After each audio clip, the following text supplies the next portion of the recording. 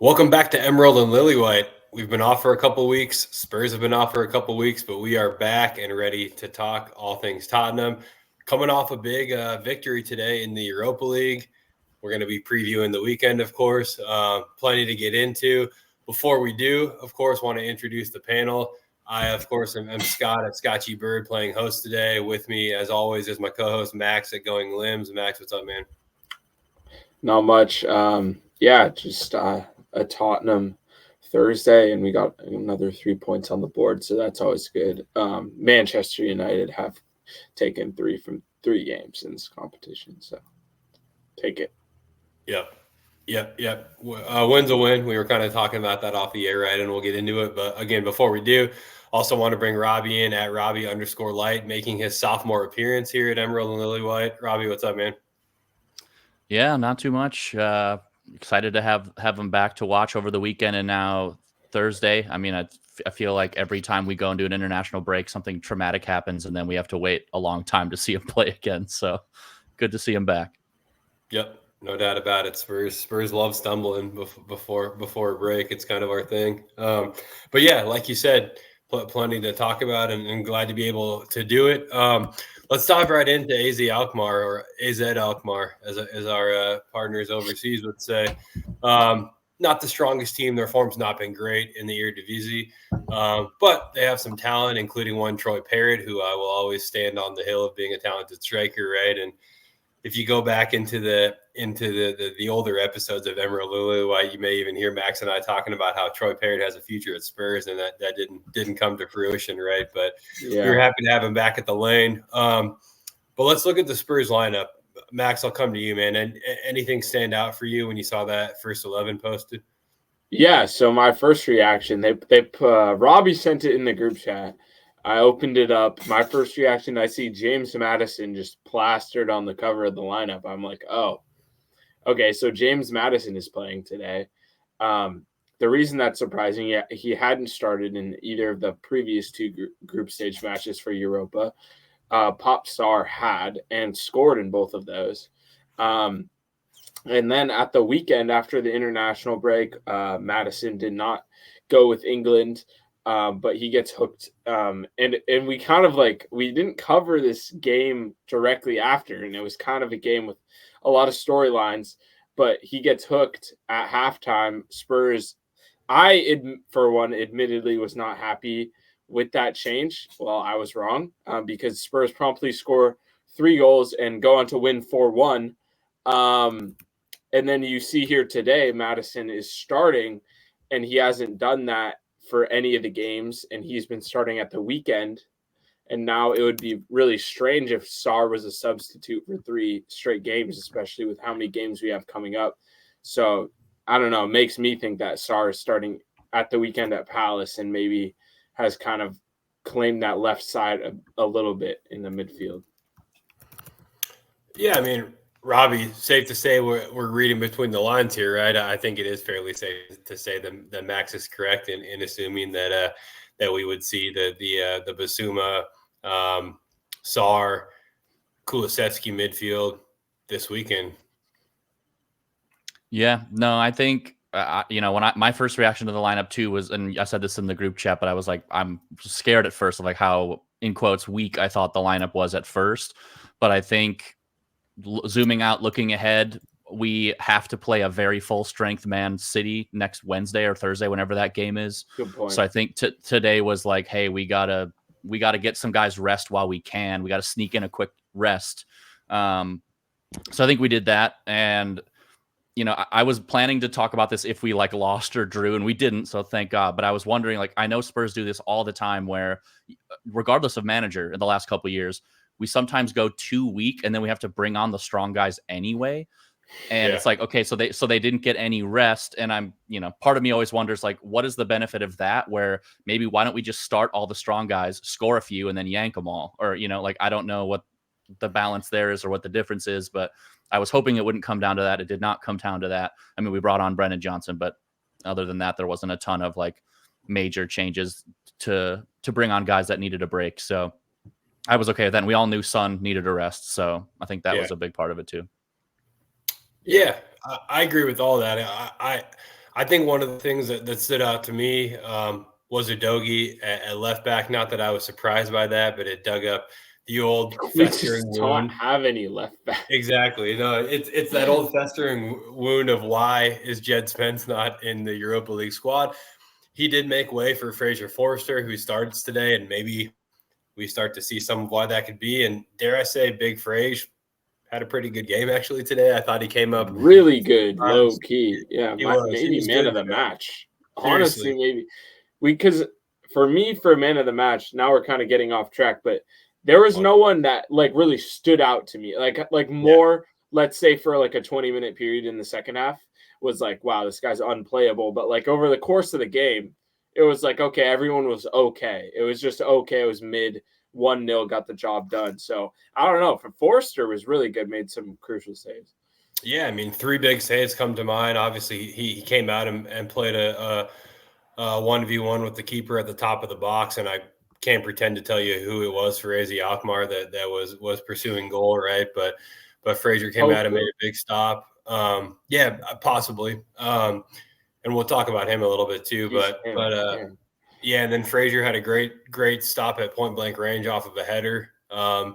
And yeah, just came up big when we needed him. I've always thought Fraser was a really good shot stopper. I think he probably lacks in a couple areas that are important to the way we play football. But again, he came up big when it mattered today. So I was happy to see Fraser, who for all intents and purposes seems to be kind of the glue in the locker room, right? When you hear the lads talk on social media and all of that. So I was really happy for Fraser and glad that he got his minutes. I don't anticipate him getting many more opportunities, right? But I was happy to see him get one today.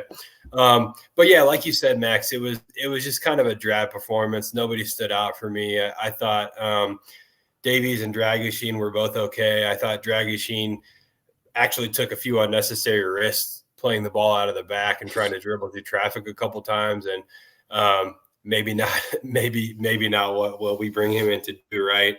Chang was ready to cut him on the spot. So yeah, Chang was pissed, right? And that's what group chats are supposed to do when football's on, right? We're supposed to draw parallel opinions. But Robbie, what'd you make of the back line?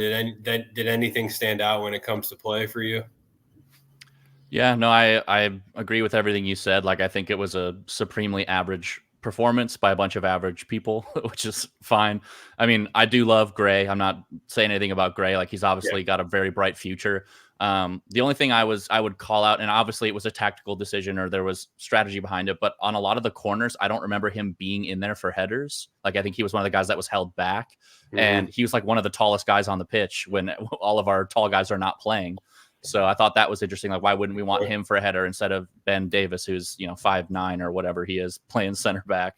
But yeah, that was my only thing. But yeah, I mean, everyone very supremely average. I thought Dragoshin had some moments for sure where he was like rough. I think that's kind of his calling card, is not in terms of like Romero slide tackle rough, but he's like body rough. It seems like he was stepping into players and knocking them over. And the ref was letting a lot of that go, which was, interesting on both sides. There was a lot of heavy hitting today, I feel like, for as heavy hitting as a soccer match can get. But yeah, there was a few. And then, towards the end, all the cards started coming out. But yeah. Well, like you just said, Max, penalty was required to get the result today. But I mean, we could have had two or we could have had three, in my opinion. In the first half, that Madison, that is a foul. Like, I don't know what. 100%. It's got to be a penalty. I agree with you. And like you said, there were some missed opportunities. I was going to talk about the midfield, but let's jump up top. I hate picking on anyone that wears a Spurs shirt, and I don't like to do it, but I do think at this point we have to have a conversation about Timo Werner and what's going on there. Obviously, he's hooked at halftime, right? And I thought we looked significantly more lively when Mikey Moore went over to the left and Brennan Johnson came on. Not that Brennan he didn't light the world on fire by any means, but he came in and he got us flowing, and he was kind of like just like some WD-40 that got the wheels moving a little bit for us. And Mikey was great on the left-hand side. He really was. But Timo, man, he's obviously struggling for confidence. We were talking off air. his footballing IQ is clearly there. He's always in the right position, and no one on our team finds space behind the defense better than Timo Werner. Consistently over and over finds space, and he's always in the right position. But his finishing is rough. It's non-existent. It's well beyond rough. His first touch is okay. It's often missing. But his decision making is abysmal. And again, I feel so harsh saying that because he wears the shirt, right? But he's overthinking everything when he's on the ball, and he ends up putting himself in a position to try to stuff a pass through that isn't there, and he turns the ball over. We almost conceded at least once, if not a second time, from his decision making.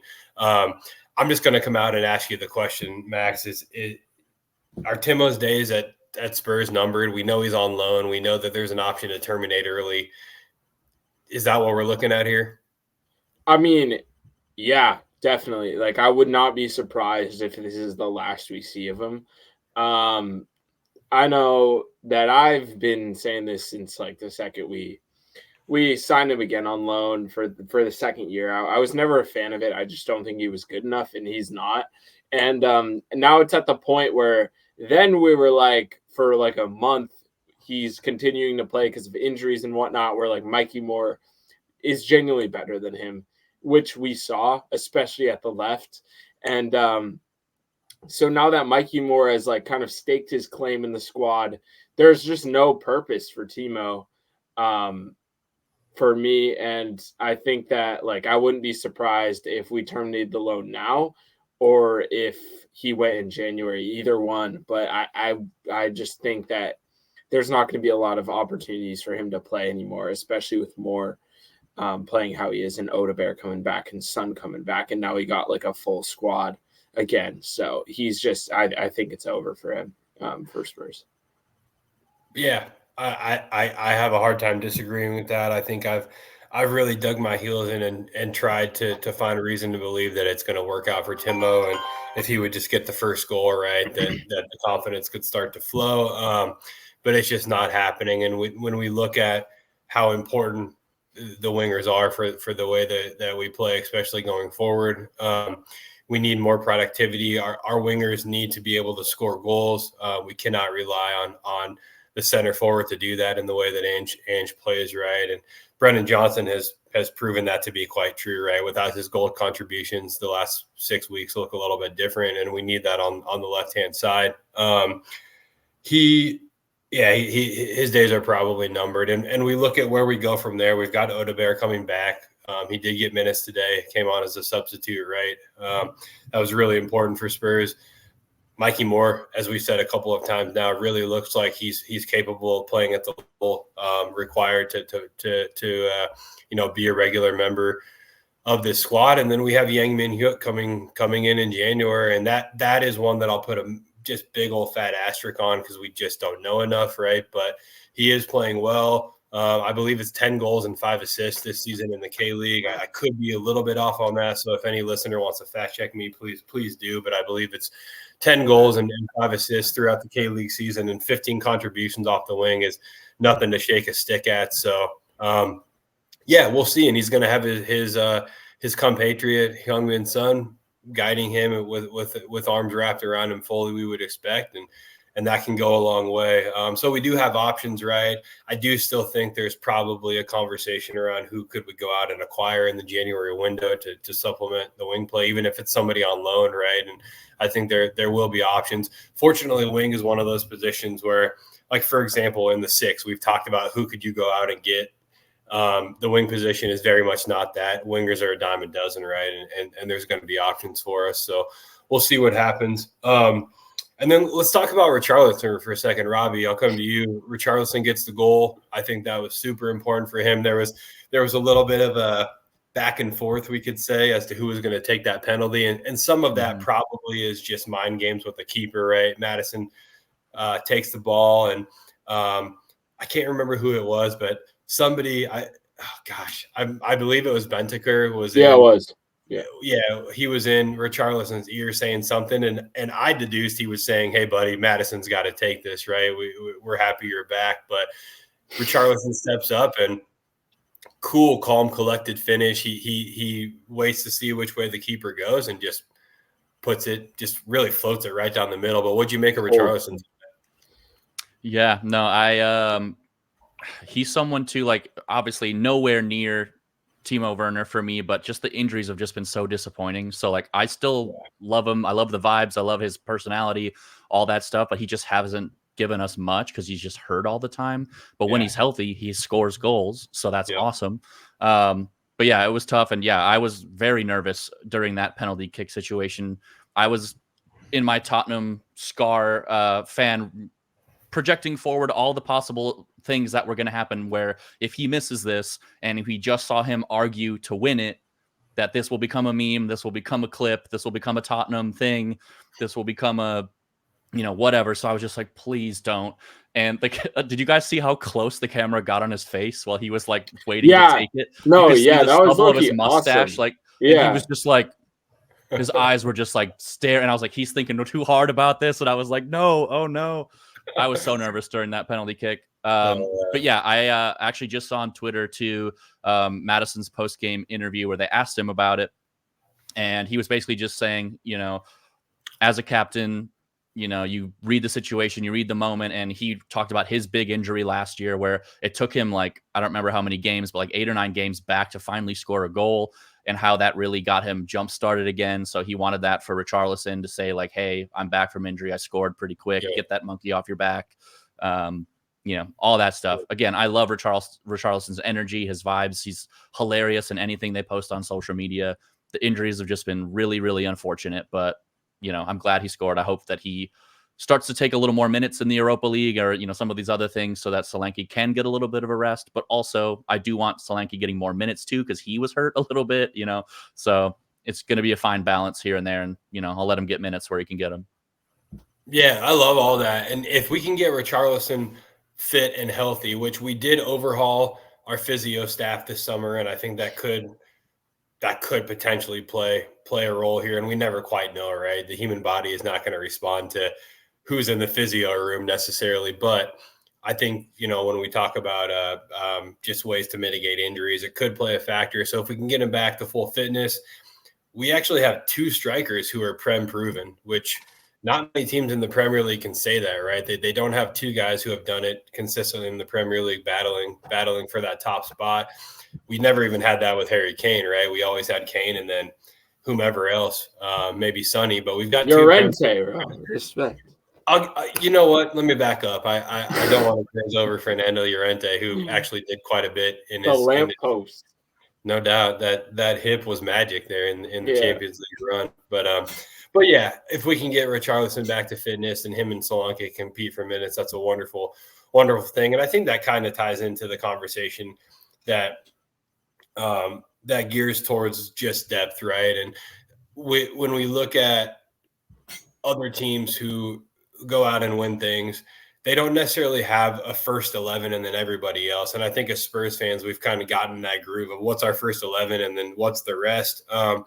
But we should be able to rotate in theory and still compete at the highest level with rotation. We're obviously not quite there yet. We're very young. Our depth is essentially just teenagers, right, at this point. But we'll get there eventually. But again, at the striker position, we may have more depth than we realize if Richie can get back to fitness. Speaking of teenagers, I want to talk about a few of those guys. I want to talk about Bergvall for a second. I think there's a lot of hype around Bergvall, and we've talked about it on the show numerous times that a lot of pressure was put on Lucas Bergvall, and that came from the media, and that came from Spurs fans, and that came from the collapse of the deal, the Barcelona, Spurs coming in, sweeping under the rug and stealing that from Barcelona. And I think when you're being pursued by Barcelona, you're always going to have a lot of hype around you, right? He's 18 years old, and he's playing a lot for Spurs right now. He's come off the bench in the Premier League 5 or 6 times, if I'm not mistaken, and started, I believe, every Europa League match, albeit he was hooked in the first one because of Dragichen's boneheaded decision. But Bergvall, he's leaving plenty to be desired, if I could be frank about it, in my opinion, right? He's starting to bed in, and he's starting to show more confidence, I think, but he's sitting on the ball. I think he's not making quick decisions. A few times today, I think he put his team in a tough spot by overlooking the simple pass and looking for the big hit or the home run, right? Instead of just moving the ball simply. So a lot of that is being an 18-year-old. I'll never look past that, right? When I was 18, I was certainly not playing for Tottenham Hotspur, but Max, what do you make of Bergvall this far from what you're seeing? I mean, yeah, he just like doesn't look like the same guy that we saw like in preseason, even in earlier season cameos. I think it's just a confidence thing. Like for him, he's super young. Obviously, had the issue, or not the issue, but like when Dragusin got sent off, he got hooked. I think like he kind of he was obviously visibly upset about that, and I think that kind of took a toll on him, like mentally.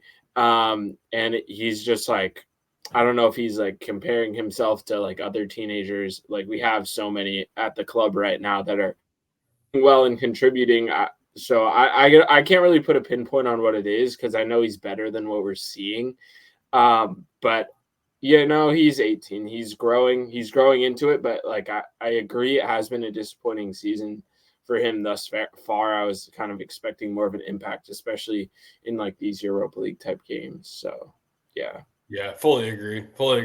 And then quickly, if we look at Bentaker and Madison, I thought they both played fine. Bentaker was definitely lively and progressing the ball forward, and a lot of it through dribbling. I thought he looked good. But for guys like Bentaker and Madison, in a match like this, you would expect them to step up and do everything they can to try to run the show. It wasn't great from either of them, but serviceable and played well enough to see us through. And we kept a clean sheet, which the midfield always plays a role in. So I gotta give credit for those two for helping Spurs just stay compact and tight, and not compact necessarily, but just well drilled, and again saw the clean sheet through. And then we talked about subs a little bit here. Saar obviously comes on for, I believe, what would be Bergvall. Kulusevski comes on for Madison. We saw Solanke come on for Richarlison. But Robbie did anything from substitutes, and Odebear, I should also say, comes on for it would have been for did he come on for Johnson? Mikey. Oh, for Mikey, thank you. And then Johnson comes on for Werner, right? Werner. But 5 substitutes there. Did anything jump off the page for you, Robbie, when it comes to those cameos? Yeah, I mean, I think unfortunately the answer is not necessarily the player that came on, but what changed when those players came on. And maybe I'm jumping ahead to the conversation, but I think when Mikey moved to the left side, that changed a ton. It could have been anybody on the right wing, I think, and it just changed a lot of stuff. To talk back Timo Werner for a little bit, I'm someone who's always been a patient Tottenham fan. Today was definitely towards the end of the journey for me with him as well. Like, I think is just really disappointing. And I've always known his touch was a little off or never super accurate. But what really drove it home was there was a couple of those runs that Mikey Moore did where he was weaving through people and going around people, and that ball was like glued to his foot. Like no matter what was happening, I was like, is it even leaving his foot? Like how deft each of his touches were. And that made me really realize like, oh yeah, like Timo's got a lot to be desired in that regard. I do think there's still a really interesting conversation. I know I brought this up before too, about just Mikey Moore's natural fit as a winger in Ange's system. Like I'm one of the least tactically experienced people on this podcast, but he seems to be way more of a Kulusevski fit to me of like cutting inside. And I know that Ange like doesn't mind it, but he kind of wants his wingers to be the out wide, crossers more than anything.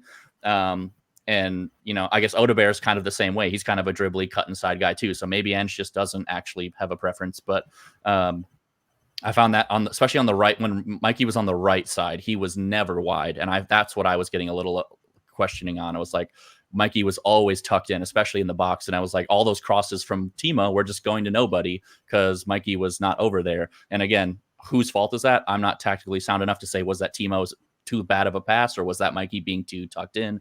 I don't know.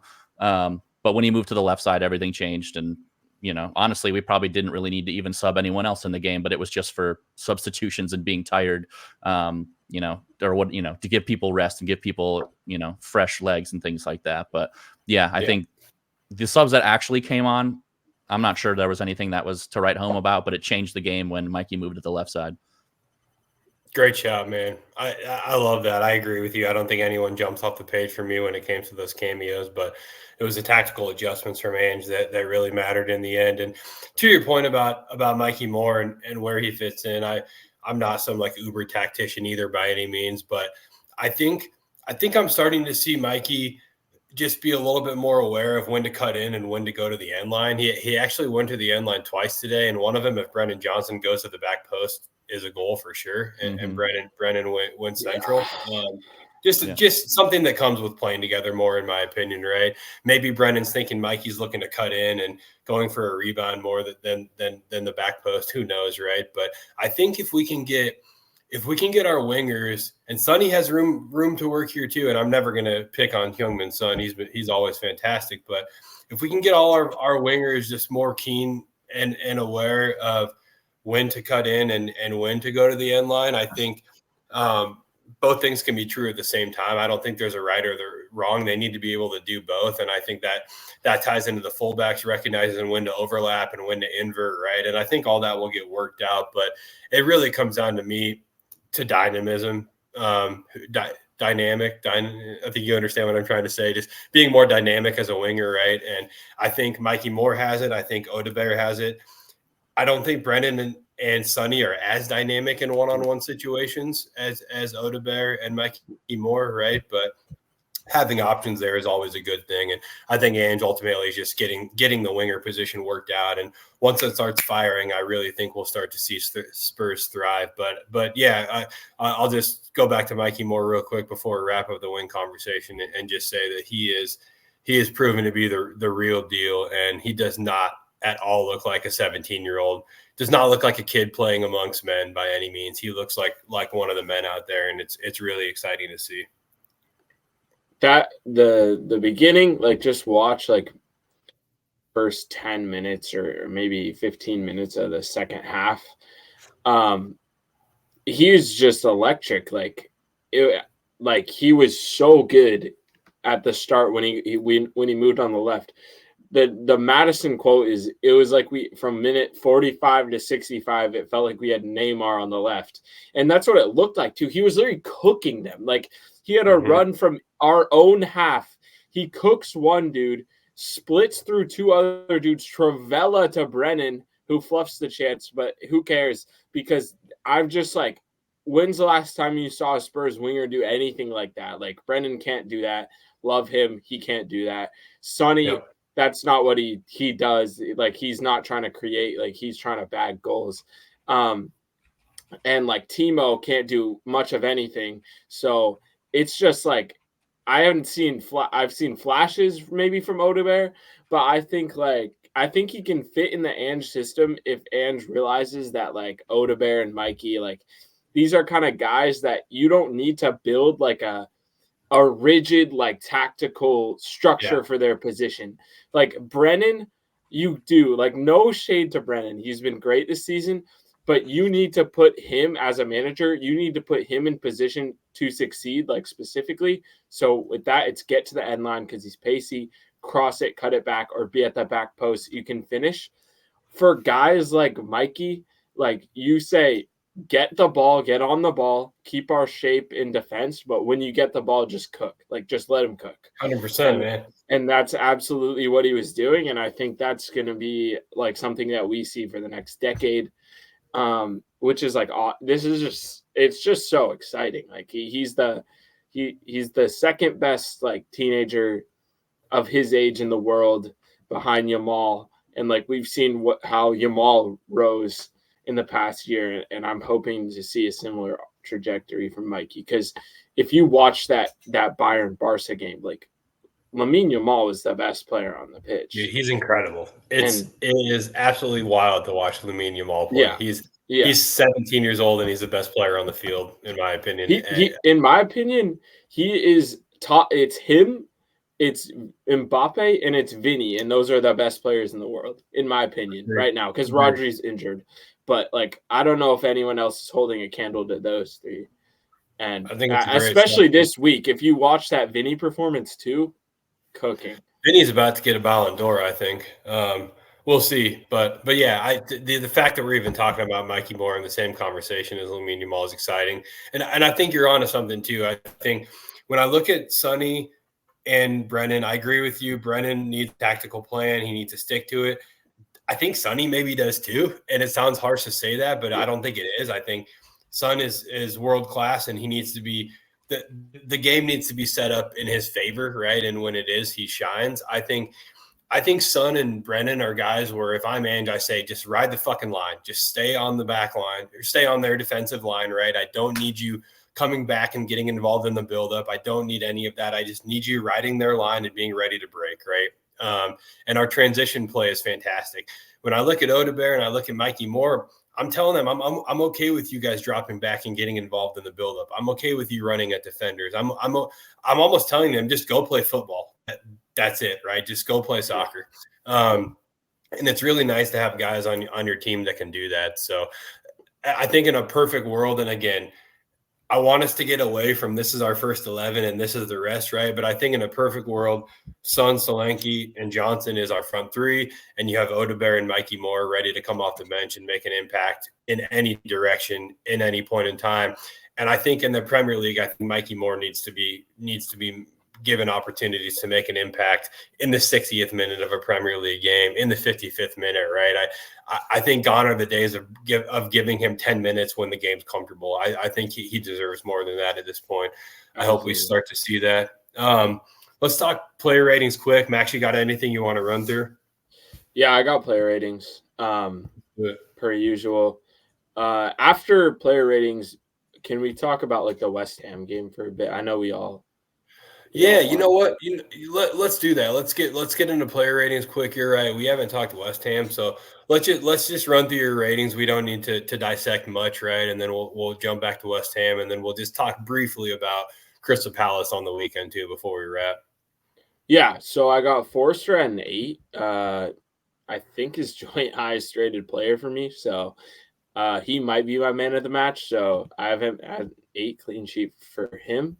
Dragusin and Davies I had at 6s. You know, Dragusin, like, he's just like, it's just perplexing. Like, maybe we can talk we can have like a separate convo like towards the end about his agent and like what is going on with these transfer rumors. But you know, it's just like you got to be better than that if you want to hand in a transfer request. 7s for the fullbacks. Shout out to Archie Gray. Like, he's flying under the radar, I feel like, for someone that our entire panel was like, it's Lucas Bergvall season in our preseason predictions. And now it's like, to me, Archie Gray is the guy from that teenage crop that's like made the biggest impact for us this season. And he's been so good in every game. And his cameos as well. Bergvall, we talked about him. I give him a 6. And then Madison and Bentz, we kind of grouped them together, as did I with my ratings. 7s for both those guys, the senior leaders in the team today. Up top, I threw Timo Werner 3 because he had one good cross, and I gave Mikey Moore a 8 generously because that second half was just so electric. Like, you could feel the stadium like getting up when he got on the ball, and I haven't felt that way in a long time. Richie 7, great finish on the penalty. I was the only one in the group chat that wanted him to take it, which is understandable, but I'm just such a Richie homer that I just love him. Johnson came on at half. I gave him a 6. And then the subs, like we said, didn't really do much. So those are my ratings for the match today. Really, really like tame match. I know we said it before.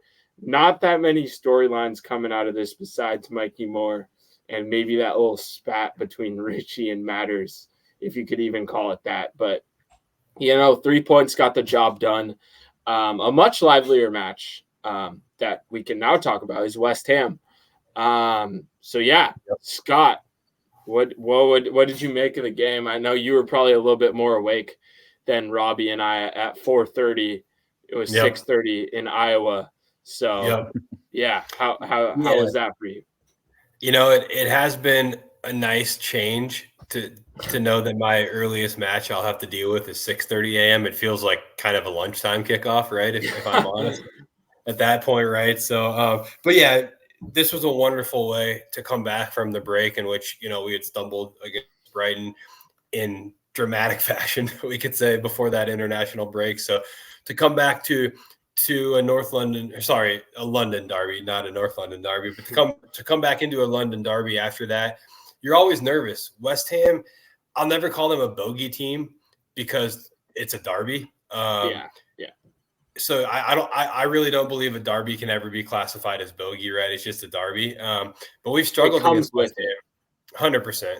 Yeah. We've struggled against West Ham historically over the past 5-ish years, we could say, right? So I was a little bit nervous, but we came out and we kicked ass in this match. I was just really pleased with everything that I saw.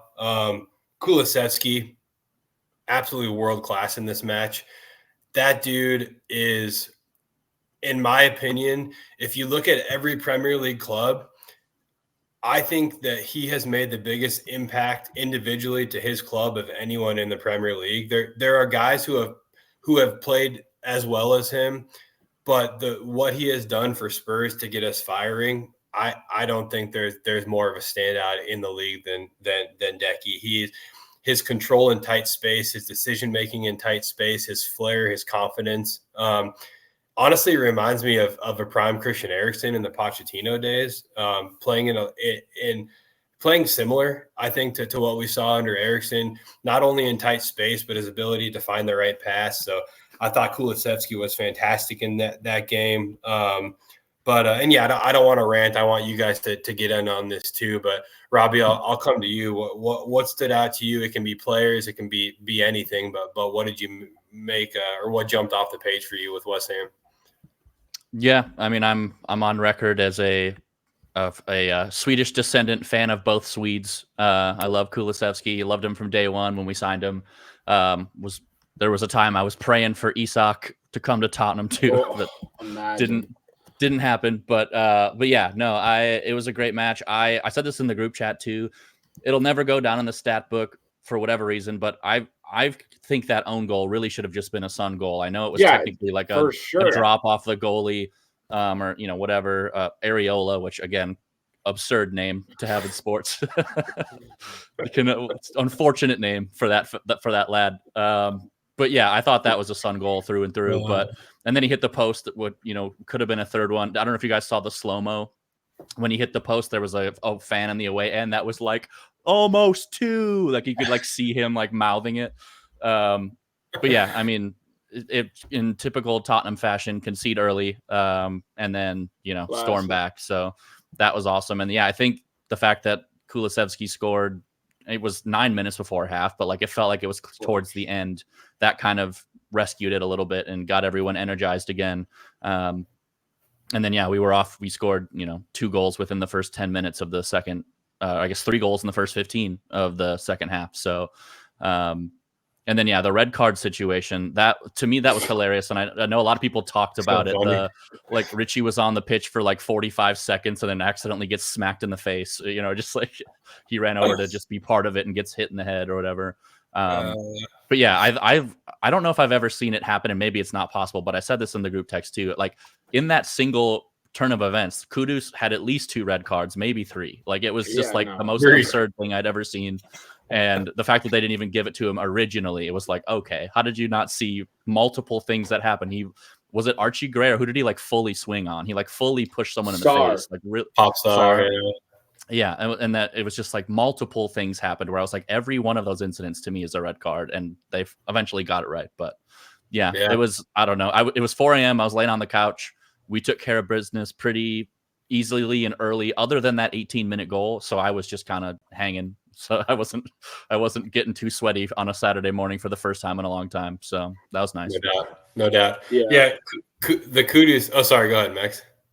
No, I totally agree. Kulu was great. Sonny was really good in his return, and his I guess his only goal, but his second goal to me, like disgusting, gross finish, gross beating his man. That's just class. How about the ball That's from just Sarr too? That's an incredible ball from Sarr. Which we can talk about like the Sarr Madison thing a little bit because that Sarr pass was minutes after. I don't remember who in the chat was saying like, "Why the hell did Sarr come on?" or whatever. That was me. Hand up. That was me. I was pissed. I was like, "This is Ange doesn't know what he's doing. Can't make subs. I'm smarter than him. Put me on the touchline, and I'll make the changes." So I'm gonna concede this one. I was wrong, but I will like stake my claim a little bit on why I thought that. Madison had created 5 chances in the first half. It was the most chances anyone created in the entire game, and he got subbed off at halftime. At the end of the game, he was still top of the chance creation board. Not that anyone's like looking at that all the time except me, but I was like, okay, we're tied right now. We need a goal. I don't know if Sarr is the move. I think Ange got it right. Like we need to stop the counterattack, and then he provided more of that like back and forth between the teams. Like if West Ham's countering, Sarr breaks it up, then we can now counter. Where it was more like West Ham's countering us, we gather it, we keep the ball with Madison, we let them all get back, and then now we don't have it on the break. And I thought that was really good, really smart. Something I didn't think of. And then like clearly that's like Son, Kulu, like those goals, not Kulu's goal, but Kulu setting up the own goal for Son's second goal, just absolutely counterattacking football there, which I guess I didn't read it like that. I was just like, oh, Madison attacking. We are not winning. Let's keep him on. So Ange got it right, but I don't know if this becomes a regular thing, which I kind of think it will be with Sarr starting this weekend. I don't know how it's going to go, but because I just think Madison's like so good. But yeah, it was really interesting. Now, you guys can do your spiel. No, I agree with what you're saying. I was somewhat surprised. I do think it had to do with the way that West Ham was coming at us, and we didn't look safe before that substitution was made. I also somewhat think that, and this is me kind of speculating, right? So who knows? Maybe I'm clutching at straws, but sometimes I think that I look at Bentancur and Bissouma, and I don't think Bissouma was up to full form. If we look at how good Bissouma was last season, especially those first 10 matches, he was phenomenal. So good. He was not there as of late. Bentancur was playing. I almost start to wonder if Ange doesn't think that Bentancur and Sarr play well together. I think Bentancur can operate a little bit more in what I would call a single pivot and a double pivot more than Bissouma can. And I think Bissouma and Sarr tend to kind of gravitate into a double pivot, where Sarr will obviously have a little bit more license to get forward, but I almost wonder if Sarr wasn't playing a ton because Ange sees him as the pair to Bissouma, and Bissouma's form wasn't there, and so you stick Bentancur in, and Sarr and Bentancur make a lot of sense based on their similarities. I think they both drive forward with the ball really well, and so, anyways, I think Ange just saw a tactical adjustment that needed to be made. He saw Sarr and Bissouma as a better pairing. He made the change. And it's harsh on Madison, but you cannot take Kulusevski off the pitch right now. It would be criminal. Absolutely not. No, absolutely not. I said it before, and I'll say it again. If Madison's upset, then start playing better than Kulusevski is all I can say, right? And if those two want to start competing for that spot, then that's a wonderful thing to have happen at the club. But yeah, I would firmly believe that we see Bissouma, Sarr, Kulusevski as the midfield at Crystal Palace on the weekend. If like your hypothesis is correct, and like I guess Madison is sort of like a sacrifice for playing Bissouma, I mean I'm okay with that, because like on this podcast I'm the guy who's like Bissouma is actually good, And I thought he played really well again against West Ham and got a goal. And I just think he's been really good this season. I think he's better than Bentancur. I think like Bentancur is a safer option, has a higher floor, but the ceiling that Basuma provides is well beyond what Bentancur does. So I would love to see like them try and figure it out with Kulusevski, Madison, and Basuma in the middle, because those are our best three midfielders. But yeah, I know we're trying to get away from like the first team thing, like, but it's just like it's all I think about is just the depth chart of Spurs and how it works and like the squad dynamics. So I can't help but see the lineup today and I'm like, oh, okay. So like Basuma has kind of taken that right now, and like Sarr has kind of taken that right now in the midfield. So I'm not saying that that Madison and Bentz are second team level players. Like I know that they're good enough to play in the first team, but I'm saying if we're picking that squad tomorrow and Sarr and Biss are in it, that's our first team. And I don't know if I want that, but I'm okay with it. I'm here. It definitely worked. So I'm here for it against Palace, although I think it would be a great matchup for Kulu and Matters to play together. So yeah. Yeah.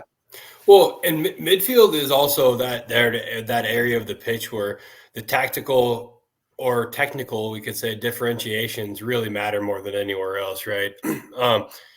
Midfielders are on the ball, and I always say defenders play defense because they're not good enough to be on the ball as much as a midfielder needs to be, right? And attackers are just a whole nother thing, right? But midfield is crucial to any way that you set up a team. The attack and the defense is always going to hinge on what's happening in the midfield, right? I personally fucking hate playing in the midfield, right? I don't want the ball at my feet much. I'd rather run onto something, right, and let my homies do the work behind me. But yeah, midfield is crucial to anything that's happening. And if Ange is going to have options and can play around and tweak things, it's only gonna boast well for Spurs. And again, like I said, if that means Madison sees a few less minutes, then so be it. I don't think it's a knock on him at all, but Ange has to set up the team to compete against each and every opponent, and it's all going to start in the midfield from a tactics perspective. So we're starting to see some really cool things take shape. I think also we can talk about just a few more things regarding West Ham. Probably want to talk about the defense. I thought both center backs played really well in this match. I thought both fullbacks played really, really well in this match. A huge highlight from the last week is we found out that Mickey's name is Michael, so Michael Van de Ven. I don't know if you guys saw that social media post come out where I don't remember who Madison actually saying calling him Michael, and he hates being called Michael, but I will forever think of him as Michael Van de Ven from now on. And I said to a couple of friends of mine that I think if his name was Michael, he'd be playing in the third division of Belgium or of the Netherlands, right? I think that name Mickey really elevated the game. But all jokes aside, I thought both center backs were fantastic. Obviously Son was fantastic. Solanke can't put a foot wrong in my opinion right now. And albeit Brennan didn't get a goal in this match, he was really lively. And I don't know if you guys remember, he took that volley in the first half at some point and just fizzed one like wide. Just a really well-struck ball. And then he came out in an interview and said that Ryan Mason has been working diligently with him on his ball striking, his positional awareness, his ball striking, all kinds of things. It sounds like we got to give Ryan Mason some credit for the work he's doing individually with Brendan Johnson. And then, yeah, also speaking of Ryan Mason, Robbie, I'll come to you. We never really talked about I almost said rumors, but the factual information that came out that Ryan Mason was well in the hunt for, I believe it was the Anderlecht job in Belgium, if I'm not mistaken. And maybe Jan Vertonghen's still there if he hasn't retired. I could be mistaken, but he's retired. Yeah, but I was but really Toby happy. is kicking around at Antwerp, I think. He's at Antwerp. Yeah, thank you. Yeah. But yeah, I think we can touch on Ryan Mason for a second. Obviously, really happy to see him in the mix for head coaching jobs. I think he's ready for that. Maybe the question for you, Robbie, is what do you make of him deciding to stay? Yeah, I guess to be honest, I didn't hear the news that he was planning on staying, so that's good to hear. I mean, I don't know. The entirety of my Tottenham fandom has been in the last, like, I don't know, 6-7 years. So it was, I think, right after he got hurt or somewhere around there. So he's always been a manager to me. I've never really watched when he was actually a player, but in my mind, I'm just fully convinced that like he's going to be the manager of Tottenham at some point, full manager, whether that's after Ange leaves at some point, if he does leave, or, whatever happens. And I think he's convinced himself of that too. Like, he wants to be here. He wants to, be the company man through and through, the guy that, the one club man, if you will. I'm not going to say he's not going to leave at some point. Maybe it would be nice for him to have experience somewhere else, but I do think all signs point towards, like, yeah, in the next 5 to 7 to 10 years, he's probably going to be the Tottenham manager again, and ideally full-time manager at that point. But I don't know. I like him. I've always liked him, and I think he's been collecting these infinity stones of Mourinho, Conte, and Ange, like styles of play, styles of coaching, styles of, whatever. And he's kind of figuring out what he likes. Like, I don't know if you guys there was that Newcastle game, right, where they lost 6-0, whatever. That was Ryan Mason trying to play Ange ball and realizing we don't have any of the players to do that. And that's why we lost 6-0. Or whatever, maybe it was the 6-1 game. I don't remember, right? Which one. Yeah, it was. Yeah. There was 2 losses. I don't remember which one he was in charge of. 6-1. But that was like, oh, this is such a crazy attacking lineup, and then Eric Dyer's playing a high line, and then we give up 4 goals in the first 7 minutes or whatever, and it was like, okay, Ryan, we're not ready for that yet. But no, I see him as the future, honestly. So I don't know when that'll be, but he'll be the manager at some point. Yeah. And Max, I think. One of the things that I thought about when I saw this was you look at managers like Pep, and you look at managers like Klopp and Mourinho, right? These guys all have coaching trees branch off of them, right? And I personally think Ange is on the cusp of becoming that next big name, right? Ange ball is thrown around all the time. People see him as setting a precedent tactically, right? Which doesn't happen very often in the sport. So if I'm Mason, probably thinking I'm not ready to jump off the opportunity to be part of that Ange Postecoglou tree. Do you think there's anything there? I mean, yeah, there certainly could be. I think he just didn't get the job from what I've seen on Twitter. Sure. But yeah, no, it speaks to him that he was up for it. Like, that's a huge team in Belgium. It's one of their biggest clubs there. So that would be a big step for him. I love Ryan Mason. I would love for him to manage Spurs one day. I'd love to be a fan of him as a manager full time, and really like get in his groove and not like just take over when the club is in like its worst state every time. So yeah, that would be sick. Yeah, 1 goal away from leading us to our first trophy in however many years that was back when he faced Pep in the Carabao Cup. And he has that infamous graphic. I think I have it right here. This is what I think of when I think of Ryan Mason.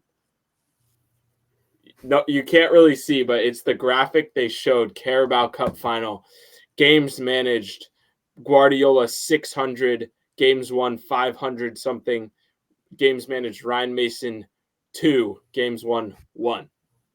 So, that was an iconic battle. Mm-hmm. No doubt. Yeah, and this is a whole other tangent, and we don't need to go down this road. But I was just thinking about, because I made this comment earlier, that Tottenham have 2 assistant coaches that look almost exactly the same. It's Ryan Mason, and I don't know what the other guy's name is. But then you think about Pep, and like Pep has the guy that's Chelsea's manager now, who looks just like Pep. Yeah, like it's like what is it with these coaches like collecting people that look like each other or look like themselves?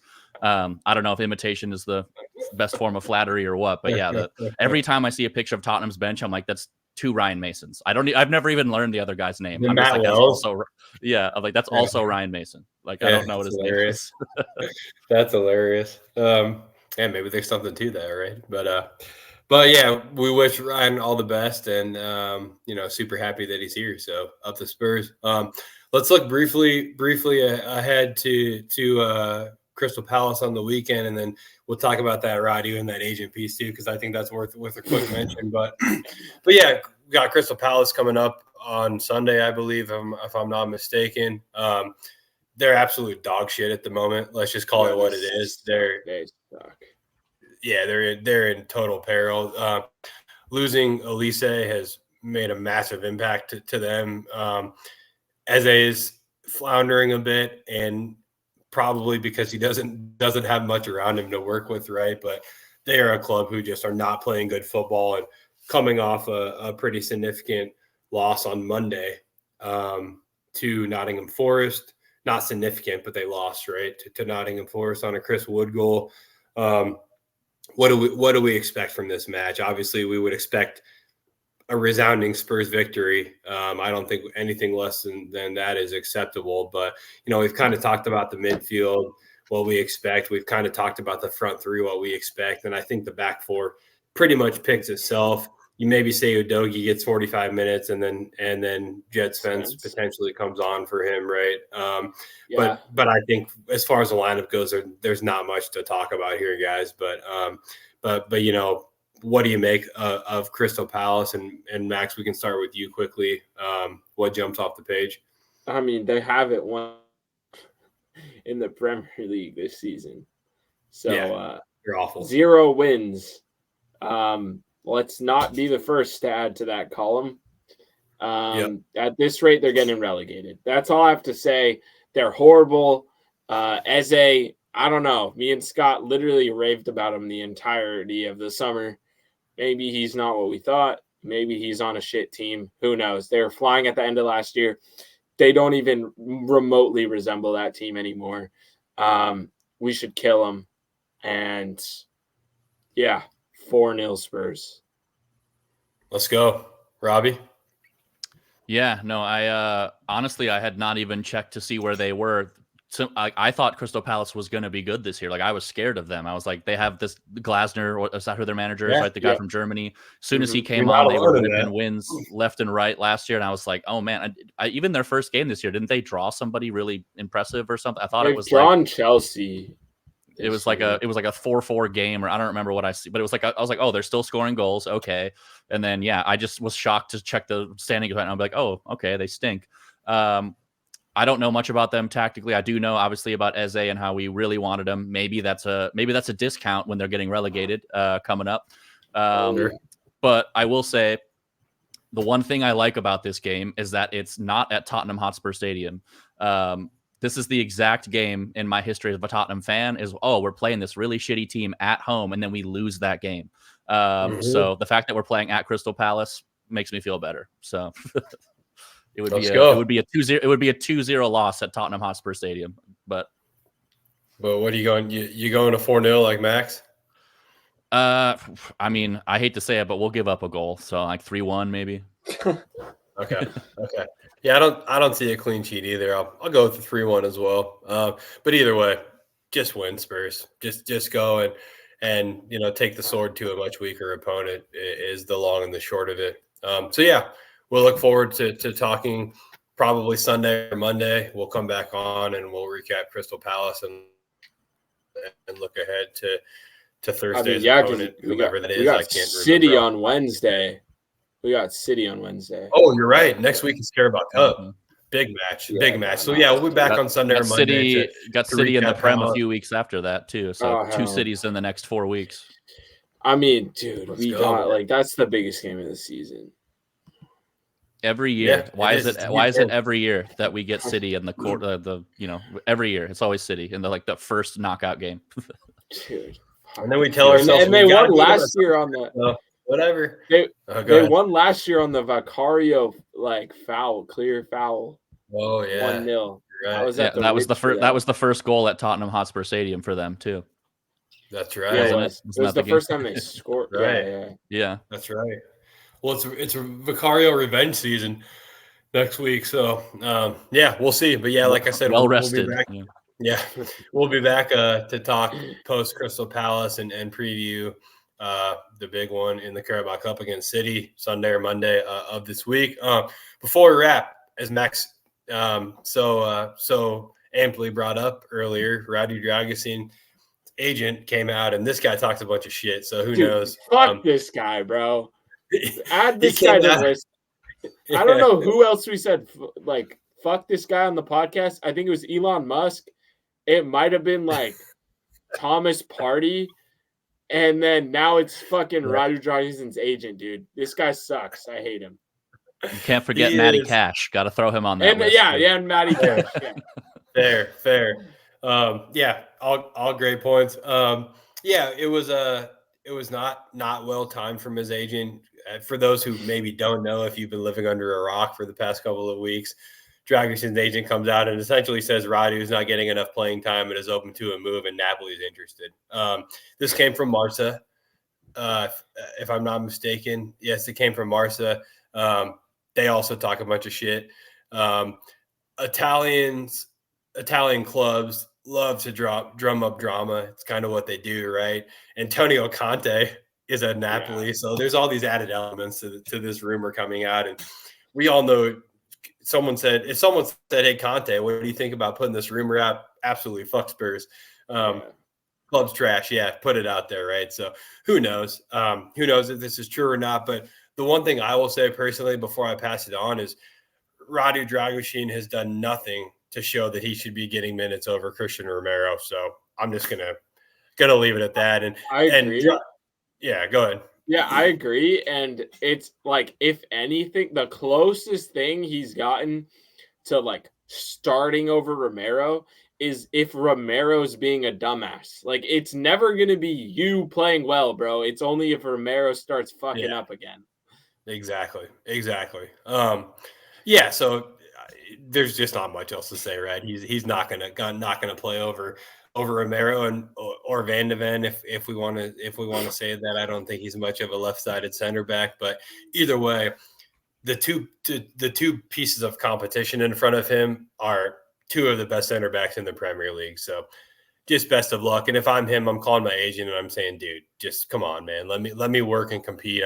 He's 21 years old too. I mean, he looks like he's a little bit older, and he's got his man bun and all of that, right? Which always makes somebody look a little bit older than they are. But he's young, and for this to be coming out now is just a little bit silly. And look, if you want to go to Napoli and walk into more minutes, which maybe isn't even guaranteed down there, then so be it, right? I don't suspect that's the type of player Ange wants at the club. But then Radu came out and started today, so I don't think that this came from Radu Dragusin directly. I think this is probably agents doing what agents do. Robbie, you got anything to add before we wrap up? No, but I was just checking the Serie A standings and seeing that Napoli's in first. And I remember Conte saying like 3 weeks ago, like, this club's ass, we're not going to win anytime soon. So I'm surprised to see that they're winning Serie A right now. And, that fairy tale won't last long. I'm sure he's screaming at everyone to get them in shape, and they're going to win some games, and then everyone's going to realize, oh, the screaming never stops, and then it's going to fall apart again. But yeah, his quote was insane. I don't know if you saw it. It was great.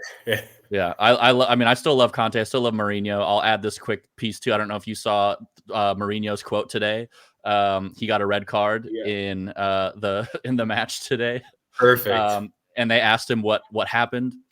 And it was because there was like a penalty, in the game, and he was reacting on the touchline, and the ref came to like talk to him. I don't think the ref was carding him at the time, but he asked him like, how did you even know, or like, how did he even see that I was doing anything? He was seeing the penalty happening, and they asked him like, what did you say to get the red card? And I said, you must be the best referee in the world, because you could see what was happening in the touch box and in the penalty box and see me on the touchline at the same time. So that's why he got a red card, because he called him the greatest referee ever. So, and he also said that he wants to manage like a shit team in England. I was just gonna get to that. He had a bit of an unhinged press conference, you could say, before the match.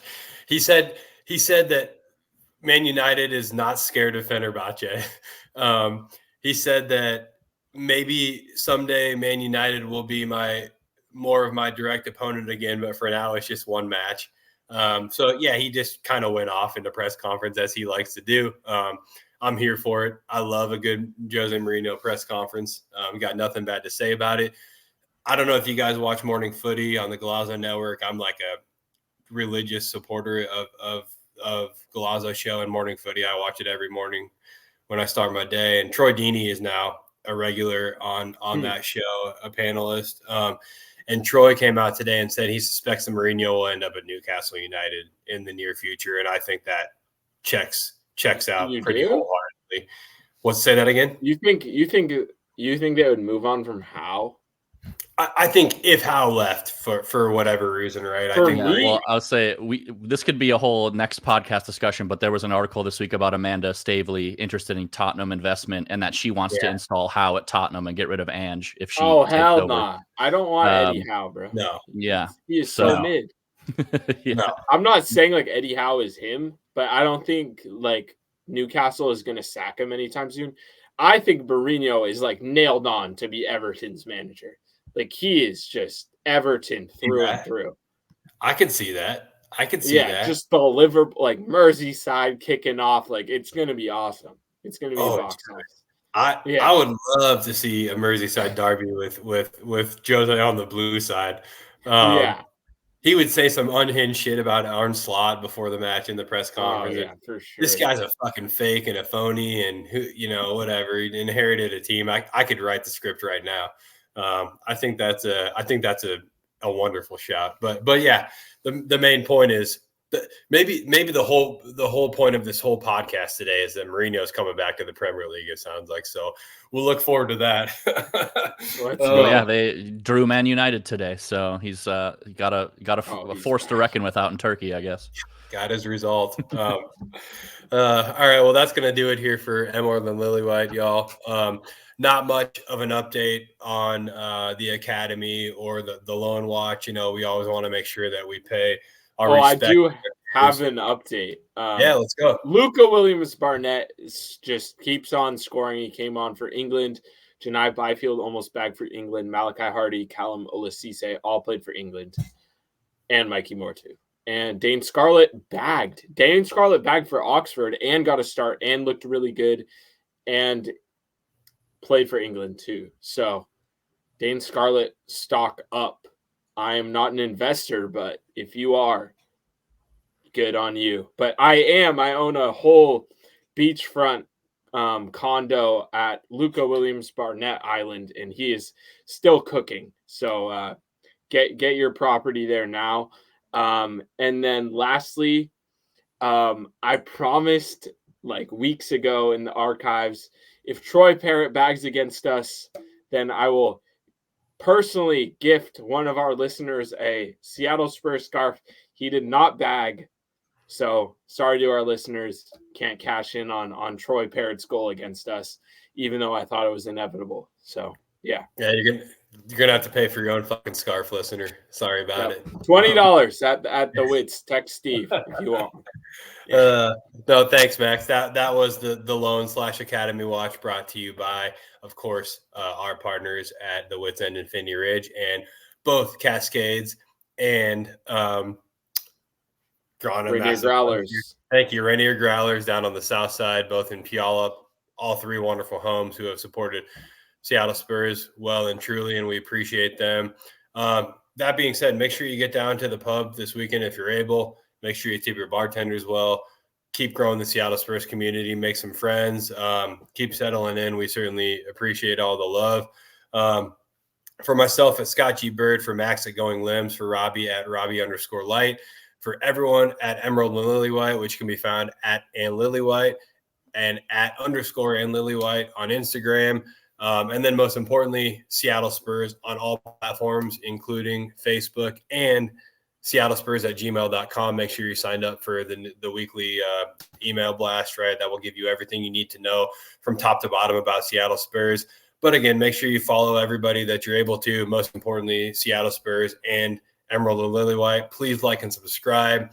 We're not here to beg for likes and subscriptions, but it really does help grow Seattle Spurs, and that's the whole point behind everything that we do here at Emerald and Lilywhite, is to grow the Seattle Spurs voice on the Seattle Spurs platform, and most importantly, grow the Tottenham brand and Tottenham itself in the great state of Washington. For myself, for Max, for everyone at Emerald and Lilywhite, for everyone at Seattle Spurs, as always, come on, you Spurs. Come on, you Spurs.